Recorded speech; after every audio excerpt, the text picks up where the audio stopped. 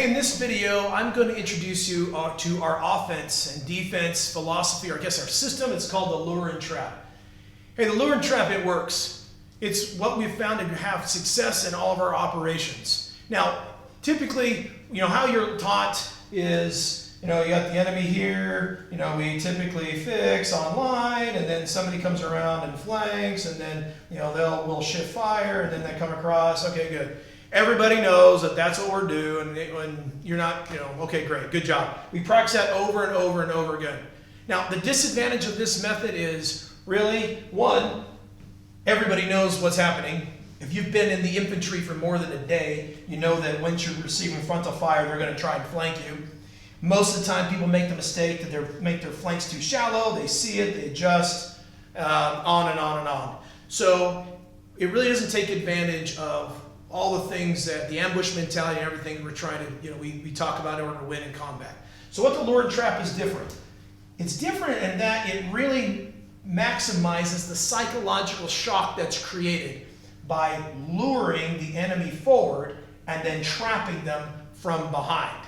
Once you get here, once you get behind somebody, it unravels them. I've seen it, they just come undone. They quit thinking straight, their communication's all messed up, and a lot of times they just give up, or as I've seen people just completely realize that they're dead and had enough.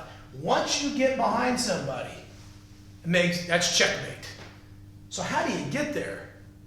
And that's what our offense and defense is all set up to do, is to get so we can attack the enemy from behind and create that psychological shock.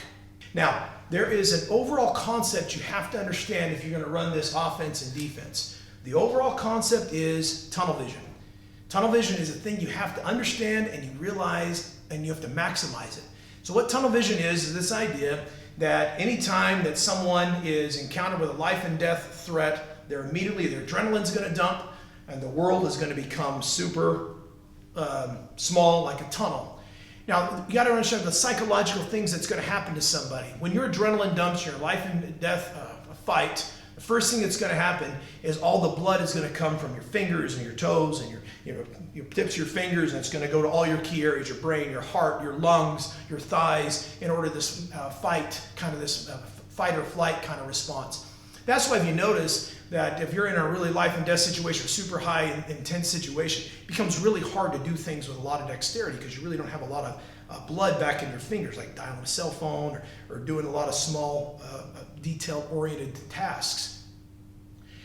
The second thing is you'll notice a lot of times people get sick to their stomach, because their body is already in this fight for their life type scenario, so maybe they'll vomit, and get rid of some other things they don't have in order to just maximize everything they need to do to those key organs because they're fight and flight. The third thing is the world will slow down. You've seen a lot of videos that right now, if your eyes are taking pictures, you're not seeing things in like a video like on your watch on YouTube. Your eyes are taking pictures and it puts it together real fast. I think it's like 34 pictures per second.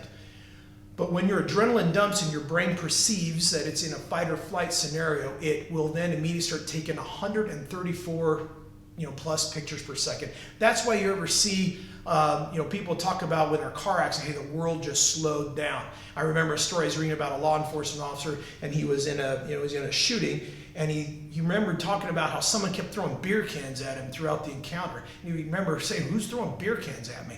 As he looked over, he would see the shell casing say 40 Smith & Wesson, 40 Smith & Wesson. And what he was seeing was a shell casing from his partner. As he was flying over, he could read it. That's kind of an example of how the world will slow down. Now, knowing that the world gets small, audio occlusion, that people quit being able to hear a lot of things, kind of like if you've seen athletes, the crowd gets drowned out. All these things are natural occurrence that's happening to your opponent as they get into this fight.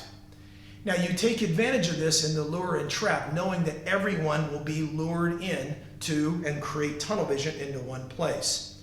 Okay? Now, what you call this in the Army, there's a term that we call, it's fixing. You're fixing their attention. You cannot run this offense unless you understand this concept.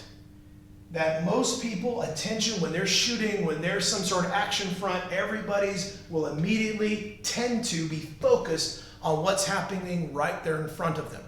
If you've done a lot of battle drills, and you'll see the whole thing a lot, you'll see it all the time, contact left online, and everyone will get online and they'll create this base of fire and they're focused right forward of what's going on. Now therein is the key of what's happening, is to fix their attention and to keep it fixed, knowing that it's human tendency to focus on what's going on, to get there frontally, and everyone will want to shoot and everybody will want to focus forward. The next thing that will happen with fixing is when people get scared, they will want to bunch. Unlike, you see like animals on a wildlife show, when they get scared, everyone starts bunching. They start getting together. You'll see this a lot on a live fire. When you have soldiers online and they start bounding forward, it's really hard for them to stay in their lane. They'll want to start bunching. They want to get together.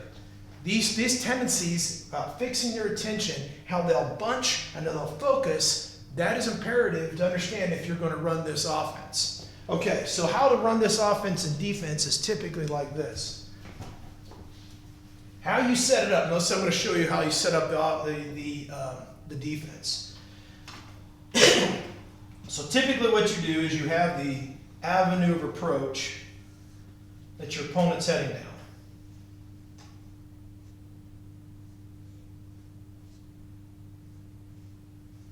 Or if they're in a wedge, they have flankers and so on and so forth. So they're moving this direction. Now the key is set up, we call the Lazy Trident, is to have your force, if they know they're coming this way, you set your defense up where they're going to try to bypass your assault. Off to the left. That's where flankers will usually, a good way to counter this. But the first thing that's going to happen is you want them to bypass, and you have your fixing force to create frontal fire. So they'll engage, and that creates, the enemy will want to get on line and have flanking fire, frontal fire. So this happens, they'll move forward, and they'll establish base of fire, and then your job here as the fixing force is to create as much fire, as much attention, and to fix them frontally, and they'll be drawn forward and to get online. Therein, once that occurs, that is when you spring the trap. This maneuver element right here, this assault element, is when they will come and then attack them from their rear and their flank. This happens, once this occurs, they'll then turn and want to address him. You'll see them, they'll say, contact rear, and they'll start turning. After this firefight's happening, either they continue this, or then you have your third element, who then comes in and then hits him from this angle. Once this one happens, it's usually checkmate. I've found over and over and over, the first frontal fire, they'll start to address it. The second element will come from their rear and behind. They'll try to address it. Once the third one comes in, that's when the shock ensues. They'll lose all cohesion. They won't know what to do, and then there you can just destroy them in piecemeal. The maneuver that we typically do in this is what we call the Cloverleaf. So if you have two elements, once they engage them frontally and he hits them from behind, they bound back and they start cloverleafing. They will bound back and they start cloverleafing. They hit them, they'll bound back and come back and cloverleaf. Then this just continues, you just cloverleafing. Remember, notice that we retreat back and you come around, you retreat back, you come around, and you're always trying to hit them from their flanks and their rear. This works almost all the time, especially when you take advantage of that initial frontal fire and you just keep this going, this cloverleafing over and over and over, and they just die in place. I haven't seen too many people that's been able to overcome this lure and trap if you set it up right.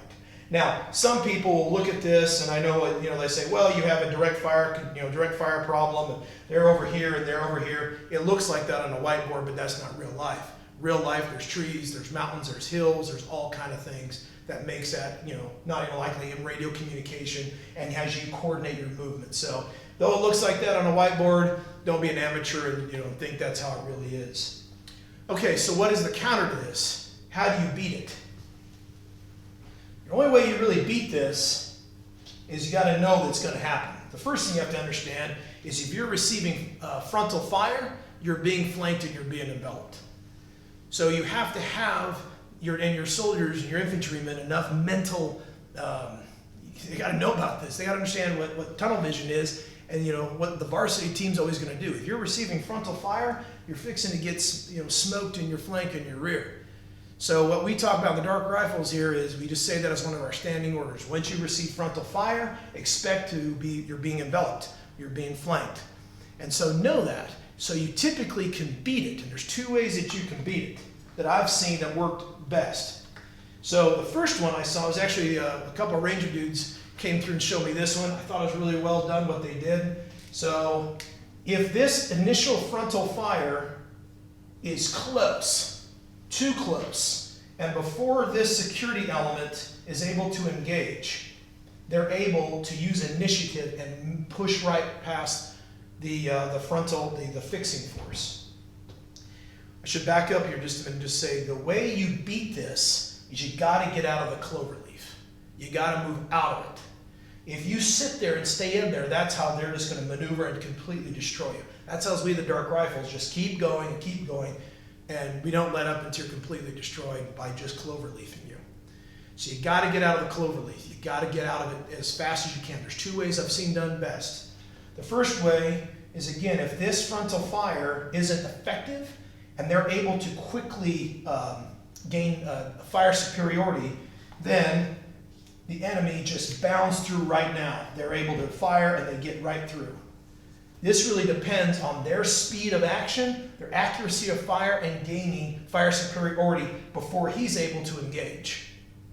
Works really. Notice they broke the cloverleaf. Now, if they're unable to do that because of distance or terrain or whatever, once you start receiving frontal fire, the security element's going to engage you from the flank and the rear. You immediately have to start bounding out. So I found lateral bounds work best.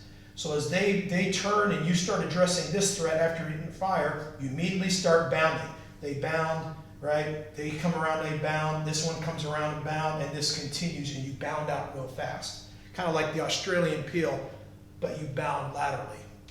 So the two ways I've seen you beat it, you got to practice setting it up like this. Works really well. We practice cloverleafing people. It's super effective. The way I've seen it not work really well is, again, if your fixing element isn't doing a good job keeping them fixed to the front. And then when the second security element, or the second assault element hits them, realize they're going to turn on him. That's not checkmate. The checkmate is when the third one comes in. And that can either be done by him bounding around and hitting them from another flank, or having a third element coming in. That's when they'll come unraveled. So it's not the first, it fixes. The second's going to allow them to come and turn around. Now they have a problem.